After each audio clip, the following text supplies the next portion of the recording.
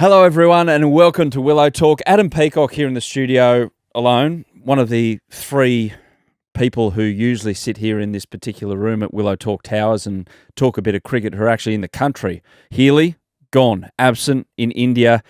Haddon, gone, absent in India. But we'll catch up with them very, very shortly, which brings us the ability to have a very special guest today. And not only a special guest to talk about his cricketing life, but he's going to chime in and help me out with a few sundries and other talking points in the world of cricket. But he's got a bit to talk about from his own backyard in the last couple of months, because Jake Lehmann played one of the instrumental roles in breaking this curse for South Australia and winning a Sheffield Shield for the first time since before he started primary school. There's a famous photo of him and his dad with the Sheffield Shield back in the day, winning it with big smiles on their face.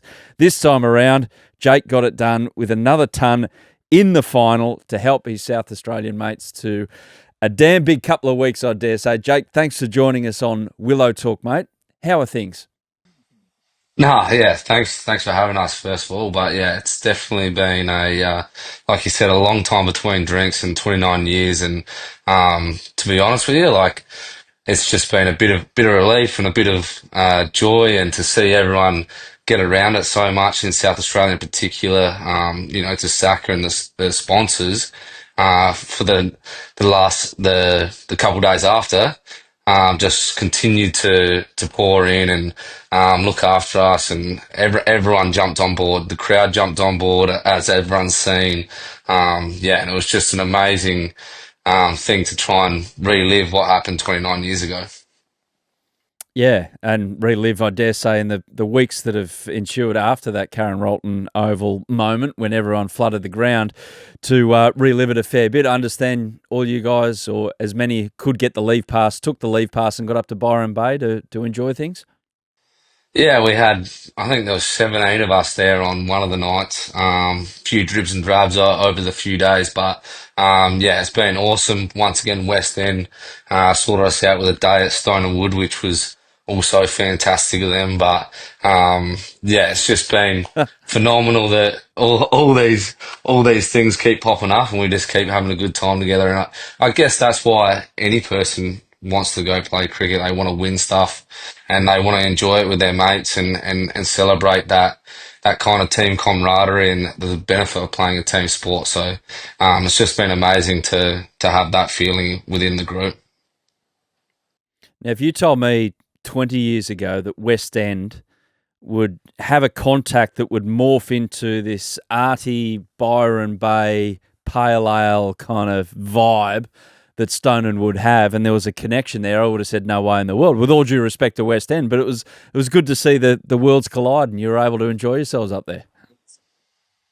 Yeah, it's been fantastic, and yeah, like I said, West End they looked after us on the Monday after and a couple of days, and to do that was fantastic as well. So, but yeah, completely different taste in lagers, but yeah, it kind of suits everyone's at some point. Yeah, everyone's got a different palate when it comes to that stuff. So on this episode with Jake, we're going to have a look at the Saka's incredible summer. Also talk about his magnificent career and turning things around. We'll look at the IPL. Heels has been in India for one game. The Capitals have lost their first match. So, yeah, it's pretty obvious where things are going to head in that regard. And we're going to finish with Sundries, a bit of county froth as well. Jimmy Anderson is getting a knighthood. And James Vince has received one of the more interesting Man of the Match awards in Pakistan. And a reminder as well to pick us up on social media. If you want to get in touch with the show, search Willow Talk Podcast on TikTok and Instagram, and subscribe to the YouTube channel at Listener Sport. Shout out to How's That Ollie on Instagram, as he was the mastermind behind helping create those AI figurines we did last week. He's a big fan of the pod and an aspiring young Brisbane Heat fan as well. Jake, you know about the Brisbane Heat, but did you see those AI figurines that were doing the rounds everywhere on social media? Yeah, I've seen a couple. Some are definitely more funny than others, and I actually got sent one by some old footy mates and schoolmates that they made their owns up and did them all. So yeah, some of them have been absolutely fantastic to and given me a good giggle for sure. Yeah, absolutely. Now, Chris got in touch and asked us to read more Instagram comments on the show. There was a large reaction around the women's Sharks v Dolphins game. People asking when they can watch the next Sharks v Dolphins women's match. This was basically, Jake, when the Australian side gathered and then they just split them up into two 11s. And apparently, Elisa Healy was telling us that they were just at each other, especially when Megan Shute and Elisa Healy were on opposite sides. So I don't know if you've ever been involved in an intra-squad match that got a little out of hand because guys were getting things off their chest that they were keeping deep inside and waiting for the moment to really go at one of their so-called mates that they were playing against. Yeah, I actually think most pre-seasons, and definitely I've experienced a few of them. There's a few inter-trial games that there's a few boys that step over the line occasionally, and I think we saw that in the IPL even a little bit between Heady and Maxwell the other night. So it's interesting. It's interesting when you know a little bit more personal stuff about the people, and you can kind of dig a little bit deeper and really hit a few heartstrings.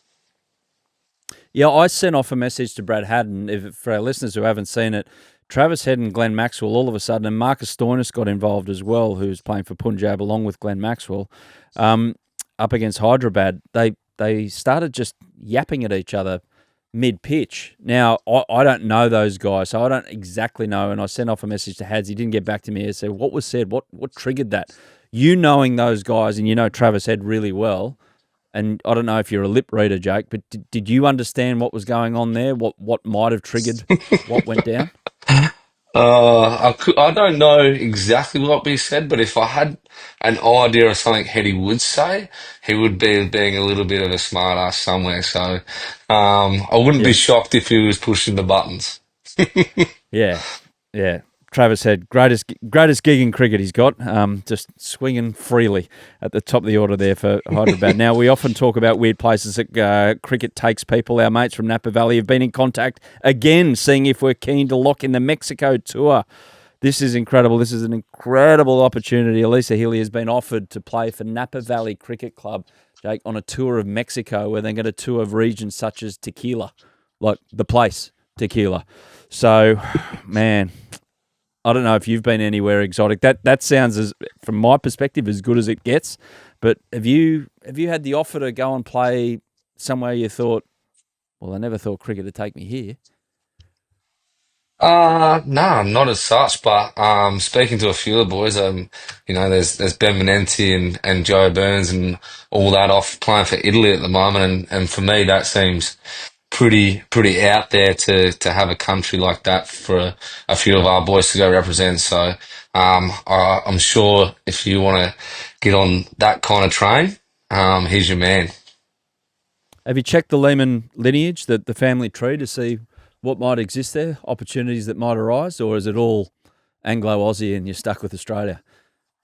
No, no, no. So my one side of my family is actually from England, so I do have the British passport there, which has been great. But the Lehman side is actually from Germany, and there has been a few WhatsApp or Instagram DMs from the Germany side, but yeah, I don't know how strong their cricket actually is. So maybe in a few years we'll see. Mate, surely they play in the European Cricket League. You go face that dude from Romania who makes it bounce twice before it gets there. Yeah, Have I it. know. One of our the opening batter, Connor McInerney, he's the biggest cricket nuff you've ever seen, and we're mid Shield game, and he goes, "Oh, have you seen that European cricket? I was watching it last night," and I was like, "Mate, what are you doing watching the European cricket? It's hilarious." Yeah, there's better standard. Some of the cricket, there's better standard in Boxing Day after 6 stone and woods in the backyard of some places around Australia than that. Anyway, it's cricket, and that's the main thing. People are out there enjoying themselves playing cricket, which is what you certainly did over summer, Jake. Let's get to that right now with South Australia. So you go Dean Jones Cup, Sheffield Shield win. What a moment for South Australia. Is there something that you look back on, and this is important because teams come together in all parts of the world and try and make something special quickly. Now, Ryan Harris comes in, and it works straight away. Now, on reflection after it all, have you looked back and thought, oh, well, this was the moment really when we felt like we were on the right track again?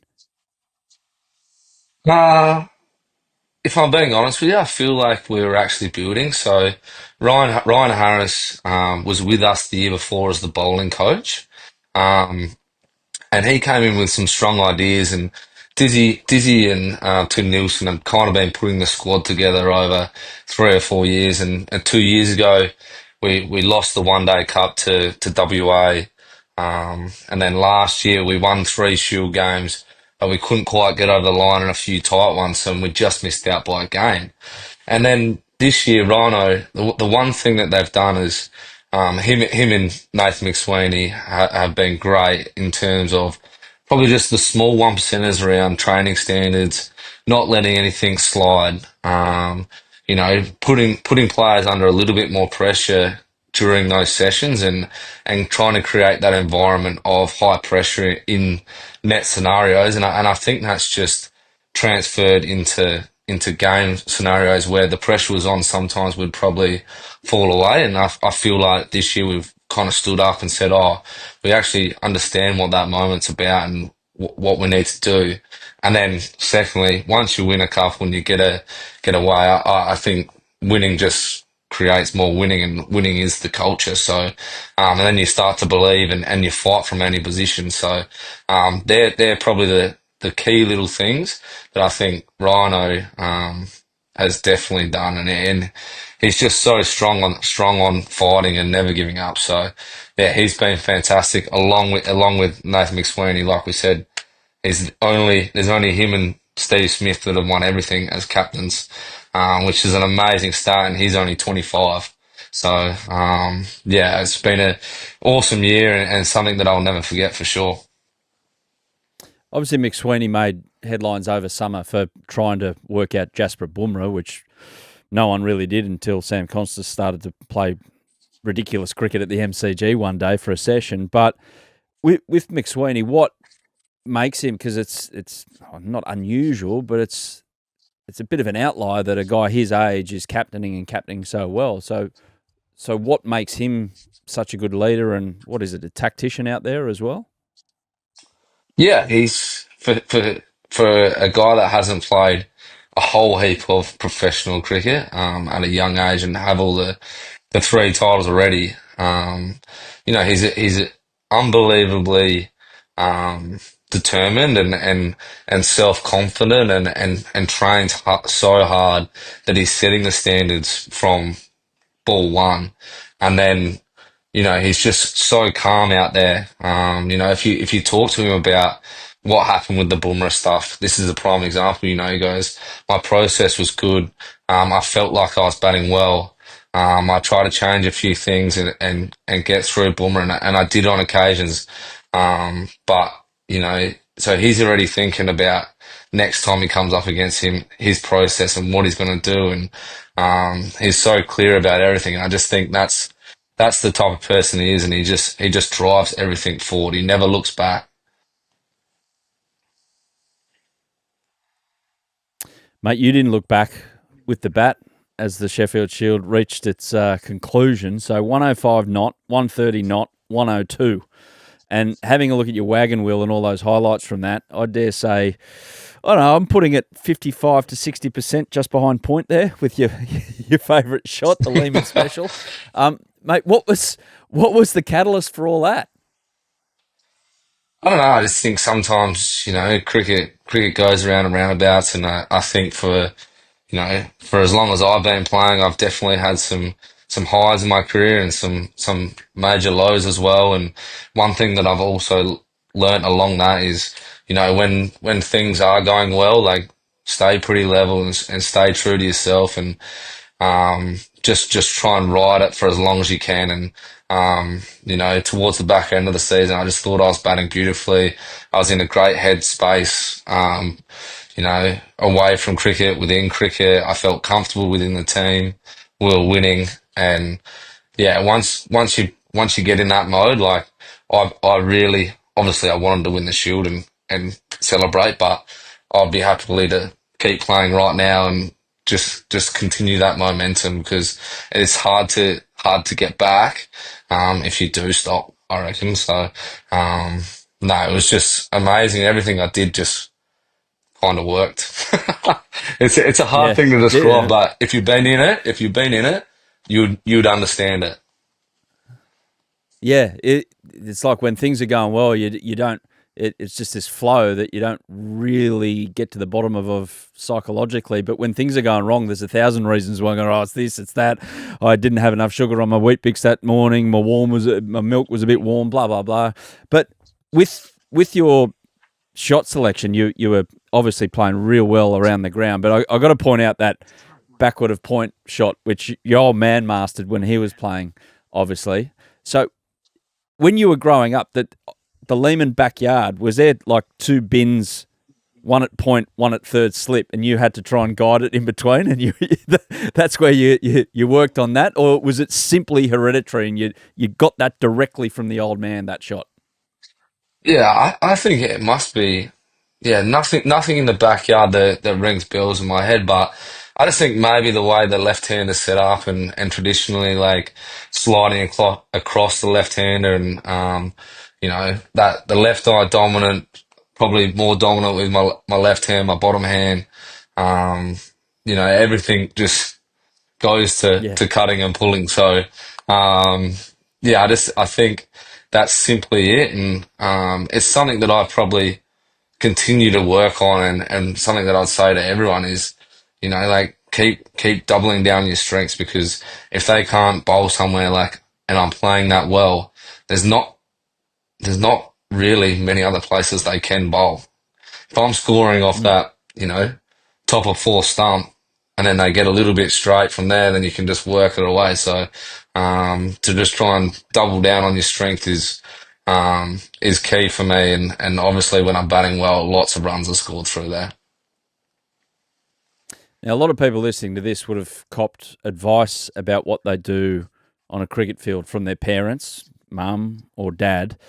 Now, you're in the situation where your old man becomes Australian cricket coach. So if someone's going to listen to their parent in terms of what they wanted out of their child on a cricket field, it might have been you, I'm not sure. What was that relationship like growing up as you were developing as a cricketer and he was passing on advice?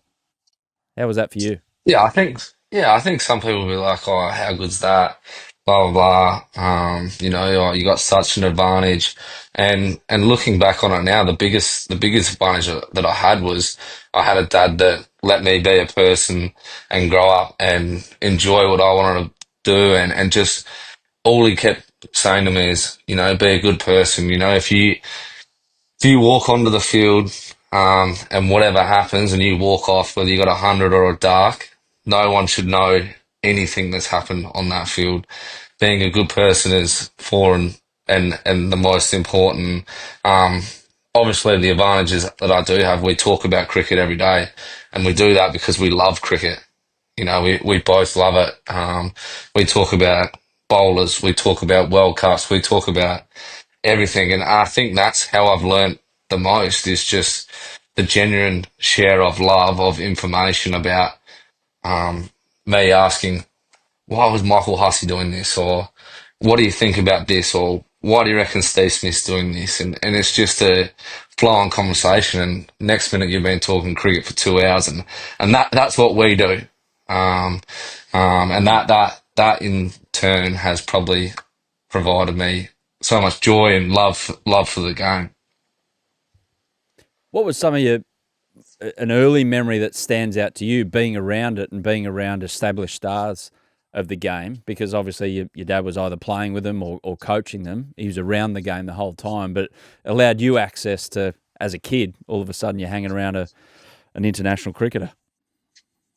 Yeah, my greatest memory, and I love this story because I was just a kid, and it was while Dad was still playing, and we went to the Boxing Day test, and for Christmas I got a, Grey Nichols Matrix, bright yellow, loved it, thought it was awesome, had to knock it in, hours on the mallet trying to knock it in, and anyway, took it into the change rooms for the Boxing Day test, and I was just down there all day, like knocking balls around. And then there was a rain delay. And, anyway, a bit nervous. All the boys, or all the boys, I'm talking Michael Clark, Brett Lee, all these guys come down in the change rooms. And I'm just there in the MCJ change rooms. And next minute they go, "Oh, do you want to play a little bit of indoor cricket?" I'm like 12 years old. I've got Brett Lee bowling and Michael Clark at slip. And I'm going, and they're like into it. And I'm like, this is the best thing ever. Like, who else in the world is going to experience that at 12 years old when you love the game? Did Brett Lee send anyone? Did Brett Lee send any past your nose, or was he being nice? No, they were fully nice, and that's the thing about like all the people that I've met over the time, and anyone like they're just genuinely nice people, and most of the cricketers that people watch on the TV, if you go speak to them normally at the pub or around the house, they're just people. They have families, they live their own lives, they have hobbies, and like it's just something that I think's so cool to think about that you got to experience that as a kid growing up, and now I look back on it and go, wow, that's pretty cool. How'd you go in that knock, or did you have a few? Was it a long rain delay? Yeah, I think it was from my memory. I was just in awe of what was happening, and I can't really tell you what happened, but yeah, just so much. It's just stuck in my memory that moment. As it would, absolutely, as it would. Slightly unfair question, but I'm going to ask it anyway. Who's a better coach, Darren Lehmann or Ryan Harris? Well, Rhino's doing my contracts at the moment, so I'll go with Rhino. No, I would say they've actually done a fair bit of work together, and I think Dad really does love the way Rhino goes about things, and I think they're quite a yin and yang together. They both have the passion for the game and the love for the game. I think Dad's probably like a little bit more a chilled out. Let's have a beer and talk about it.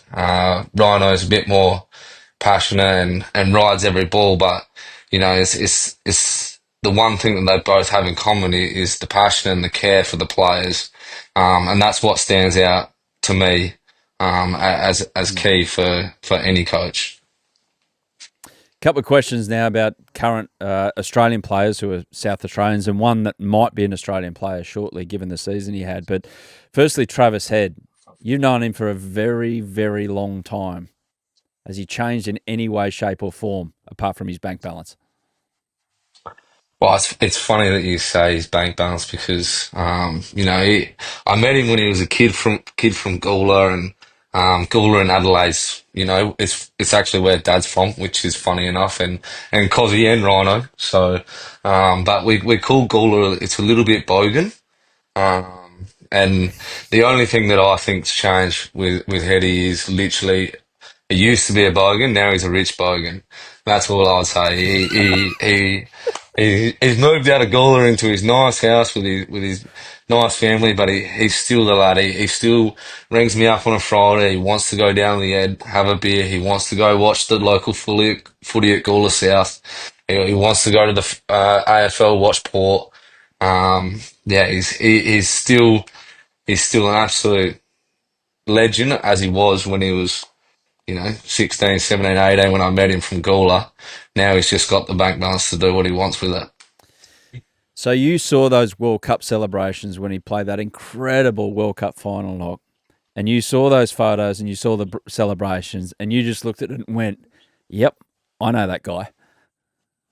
Yeah, 100%. And, I feel like this might sound stupid, but if he wasn't playing cricket for Australia, like he'd probably be playing cricket for South Gawler or Teachford Gully or something like that. And if they won the flag, he would have the exact same celebration. And that's the type of person he is. Brilliant. Someone came on here, my memory escapes me, on a previous episode of Willow Talk, and said that him and another guy were rooming when they were young players for South Australia, and there was a lasagna left in a fridge, and they ended up having to chuck the fridge out.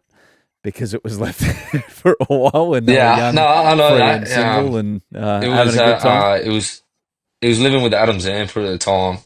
Um, and then yeah, Yes, there was yes. no cooking, no cooking at all, and yeah, he refused to do any washing, and he just left lasagna in there for too long. So that story is definitely true.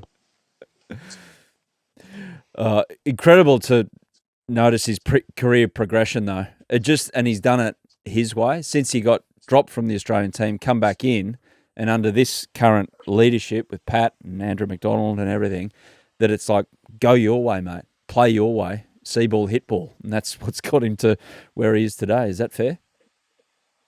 Yeah, massively. I remember the first time he came back to us after he got dropped, and I remember having a conversation with him, and he was a bit like, "Oh, I need to do this, I need to do that," and um, when I get my next opportunity, I need to be better. I need to be better, and then he kind of got another little one, and then something else happened. And then Ronnie and Pat, the way he speaks about them, I started at SAC when Ronnie was there, but he knows them way better, and the way they've backed him in, and the way he speaks about them as people and coaches and leaders is phenomenal. So yeah, he believes in them and they believe in him, and he loves playing for cricket for Australia under them, and that's credit to them and the system and the way they've set everything up. Alex Carey as well, another South Australian who's done so well. For listeners around the world who don't know this story, Alex was actually going to be a footy player until he was told at the last hurdle, basically, before he was going to become an AFL footy player for GWS in Sydney, that he was not required at GWS. So he pivoted back to cricket, and it's worked out pretty well since. And it seems like it wouldn't matter where he's playing or who he's playing for, he'd knuckle down and get the most out of himself, because he certainly did this with South Australia this season when he was available. What kind of character is he like to have around a playing group? Yeah, I think he's just that. Like you said, he's so disciplined. He does everything nice. He's probably the nice guy. But for Saka this year, we actually got to see him a little bit more than we probably would have thought. And I think what he brought back from the Australian team this year was this infectious style of confidence, and like you said about how you play your own way. He was like, we're just going to do this, and we're going to do it like this. We don't need to copy WA. We don't need to copy Queensland. This is the playing group we have, and he did really lead that, and the confidence he gives to other people is highly underrated within our squad, I believe. We what did he play? Five Shield games for us. He got 400s. Got runs in the one days. He pretty much performed in every single game he played for us. And that moment at the end of the game when we won the Shield final, to have a little bit of time with him, 5 minutes of just us. We've worked pretty hard, and he's come back, and it was just pure joy. And then yeah, I just think he's an incredible person. He's such a nice human being. It looks like I'm trying to rack my brain to see if I've ever seen him angry. He's the type of guy who walks out after having lunch at a cafe or something. And he's got a parking ticket, and he goes, "Oh well, these things happen. I'm only 5 minutes late, but that's the way things go." He seems to take everything in his stride. Have you ever seen him lose his shit, or it just doesn't happen? Yeah, no, it doesn't. It doesn't happen, and it's funny to think about it like that. But yeah, he's always talking to even us about like, oh well, that's out of our control. That's out of our what we can do. All we can do about is what's coming next, and I think that's just how he lives. Like things happen and they're done, and then he's just always looking forward and what's on to the next thing, and whatever he can control to help that situation be better. That's what he focuses on, and that's pretty awesome to think about. Even when he spoke about missing out on some of the one day games and playing cricket, or the chat around any selection stuff. He's like, well, all I can do is control coming back, playing, getting runs, putting pressure on. When I get the next opportunity, I can control what I can control around that, play, try and get runs. So yeah, he's just awesome in that way, and that's what I mean. It's been infectious for these other guys, these younger cricketers that are aspiring to play for Australia. Absolutely. What about some of your quicks, the repurposed guys, if you like, Doggett, McAndrew, Scott Thornton? So any of these guys, you're going to say all of them probably in the frame for higher representation, but what, like a guy like Brendan Doggett, he is right in the frame for Australian representation. How have you seen that? Like, how has that evolved? Because you see him in the nets and he's probably creating a bit of havoc for you when you're trying to get your eye in there, and he's a little bit angry one day, I'm not sure.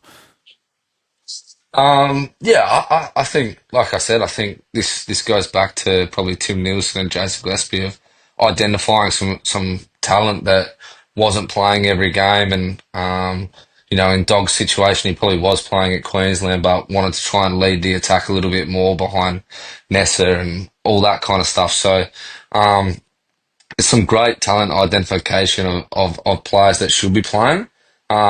And the fact is, there's only 6 teams in Australia, so and there's only 4 to 3 quicks that play every game. So there are good players that don't actually get to ever play.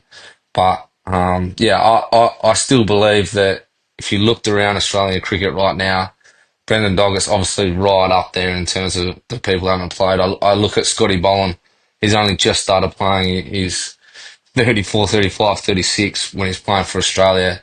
That's just because of the quality of Cummins, Stark, Hazelwood. Like, if those three weren't as successful as they were in one era, I'm sure we would have seen a few of these other names roll through the test side a little bit more. But that's all part and parcel of having a strong domestic competition to provide Australia with the best that we can provide. Absolutely. What's your plans for the off-season, mate? Just reflect, put your feet up and think about those few sunny days at Karen Rolton Oval for the next few months as you sit there through winter and then get back into pre-season, or what's the go? Yeah, yeah. I think a bit of family time in the next couple of weeks up in the old man's place in Noosa will be good time to reflect. But yeah, hopefully there'll be an opportunity at some point to try and get over and play some county cricket again. If that doesn't arise, we'll get stuck back into the pre-season back in South Australia in the cold and wet, and start indoors, and we'll go again.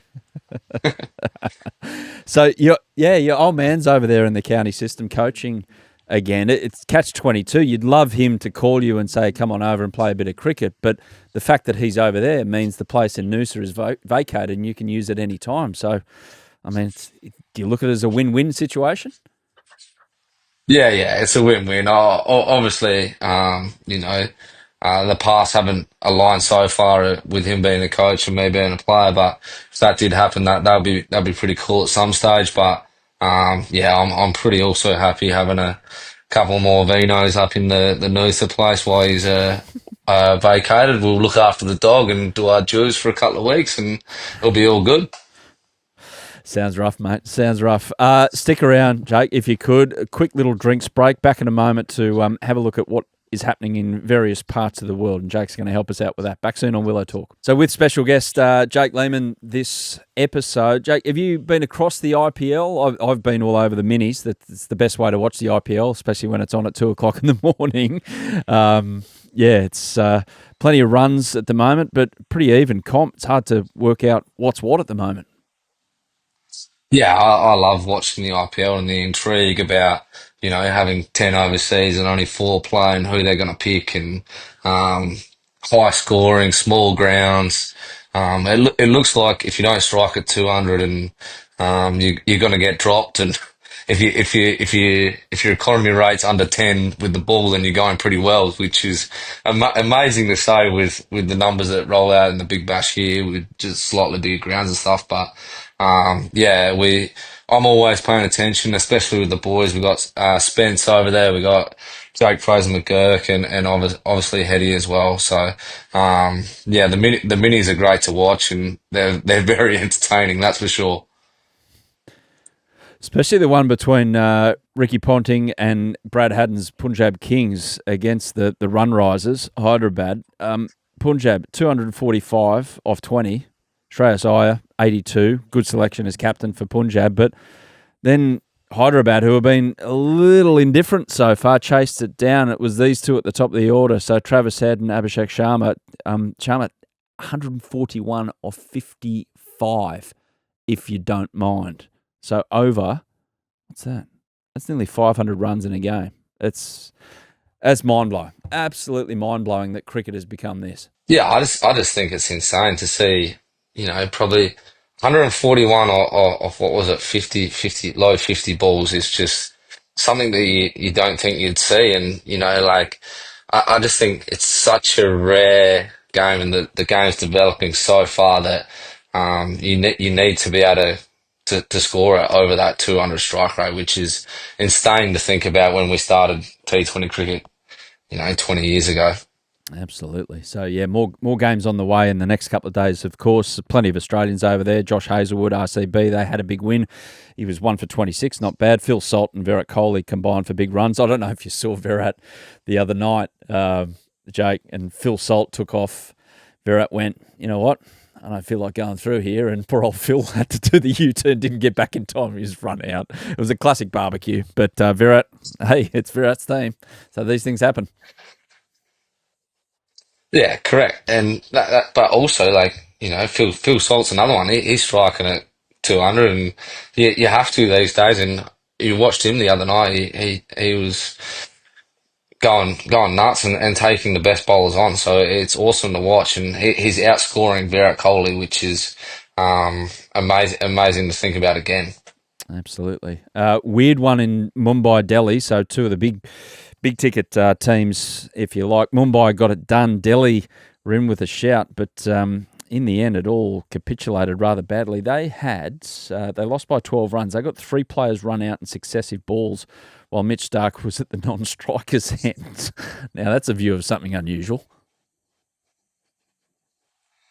Yeah, that's T20 cricket. I think with the way you want to try and get these 250 run scores or 200 plus scores that are going to happen. I think every now and then there is going to be those games where the scores are lower and things really do turn sour pretty fast. And that's just part and parcel of T20 cricket, I think. Now to Sundries and County Froth. Sir James Anderson it is now, not just Jimmy Anderson from the north of England. Sir James. He's been granted a knighthood for services to cricket. Retired from Test cricket last summer. Was kind of work towards the door, if you like. On 704 wickets, just short of Warney's 708. He goes down as the most successful pace bowler in Test match history. In men's, played 188 Tests, 194 one-days, 19 T20 internationals. Remarkable career. Still going along in county cricket, battling calf injuries, which is understandable at his age. But you played with him at Lancashire, if we're correct here. How was that experience playing with who is now known as Sir James? Yeah, it's amazing to think he's gonna well, he is a sir now, but he was fantastic. I think I've heard some people say this before, but I think it's true. You walked in the door and he was a little bit Australian in the way that he walked around the change room, the way he demanded stuff, the way he engaged in sledging in the game, a little bit Australian, and then also post game, he was happy to have a beer and loved it, and yeah, I actually got along really well with him, and yeah, if I could put it that way, Mm. he's if he was in your team, you would like him because he is a little bit Australian, but because he plays for England, everyone doesn't like him. Has he got much to his repertoire when it comes to sledging, or is it all pretty standard? Oh well, from what I saw, he was slightly better than the batters that he was bowling against, so he was just pretty standard. Mm. But at some points, I was also like, mate, you're probably gonna get this guy out, so you could also just walk back and keep bowling. And he was like, nah, I'm giving it to him. What was he like facing the nets? But he didn't bowl. He didn't bowl in the Really? nets. He didn't bowl in the warm up. He just bowled in the game. He goes, "Oh, I'm here to just bowl in the game. I like the pressure of feeling fresh and feeling good." He goes, it changes to go play for England and stuff, and the prep's a little bit different. But when he was playing county cricket, he didn't bowl at all. No bowling. So that probably keeps a bit of tread in the tyres, doesn't it? In terms of maybe a reason why he's still playing, because he hasn't had that wear and tear of just doing, meaningless hours in the nets with his county, maybe a little bit with England, but it's pretty smart when you think about it. Yeah, I think it's everyone has different ways to prepare and uh, maintain that fitness and tick it over. And he probably found county cricket was that. And then as you're building into a test series, you probably hit the nets a little bit more and concentrate on a few different other things and that area. So he still trained hard. He ran, he gymmed, he did all the other stuff. Just around games, he did minimal bowling in county cricket, which was a little bit surprising, but also cool to see with someone with such skill and play for so many years that there are different ways to do stuff. Okay, this is from the realm of the odd. James Vince, playing in Pakistan, has been awarded a man of the match and given a hairdryer for his efforts. Have you seen anything like this, Jake? What's the weirdest one that you've copped as a man of the match or seen a teammate given as a man of the match award? Nah, yeah, I've seen like, well, it was for charity, so give it a little bit of a break. But there was these little bears given out for one day cricket at one point, and I thought that was a little bit odd, like a player standing there with like a little teddy bear. But money was going to charity, so that was good. But yeah, a hairdryer is odd. I don't think Vincey would. Does he need that either? I don't know. No. I know one person who wouldn't have really required it, and that's D. Lehmann back in the day. Nah, yeah. Nah, he lost his hair at 23, told me, so nah, no hair dryers needed there. Maybe on his back hair. Lovely. Lovely. Just to part it. Now, if you are listening and you know of some good ones from your clubs that you've played at or throughout the history of cricket, let us know here at Willow Talk. Hit us up on Instagram. Send us a DM at Willow Talk. For the best man of the match awards that you've seen. I always go back to the 80s when I grew up watching cricket, Jake, before your time a little bit, when Channel 9 used to give the golden goblets. It was like I can't even describe it now. I wouldn't even imagine it in anyone's like living room, but they had these gold, like it was a gold plate with some like golden goblets to drink, I don't know, I guess wine out of, or something like that. I can clearly remember Tony Gregg giving those over to nonplussed international cricketers. It was really weird.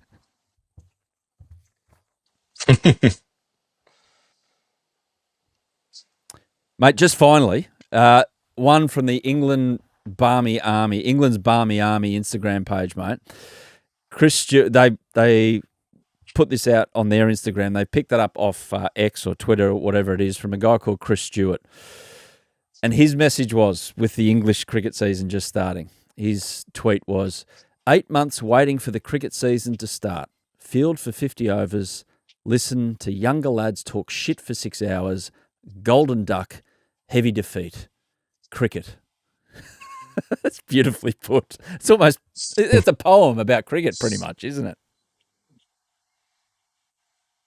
Yeah. Oh, I think, yeah, cricket is probably one of the least successful games you can you can have personally. So you need to enjoy other people's success, and that's how I'd put it. I think, and watching cricket and fielding is tough at points. Beautifully put, Jake, to sum this episode up with Willow Talk. Really appreciate you helping us out with everything, but and telling your story of what you've lived through the last couple of months. It's a story worth telling about, and I dare say for years to come it'll be told, especially there in South Australia. Cheers, mate. Enjoy the off-season. If you get the call for county, good luck in that. If you're sitting on a beach in Noosa, good luck with that. Appreciate it. Thank you very much. Easy.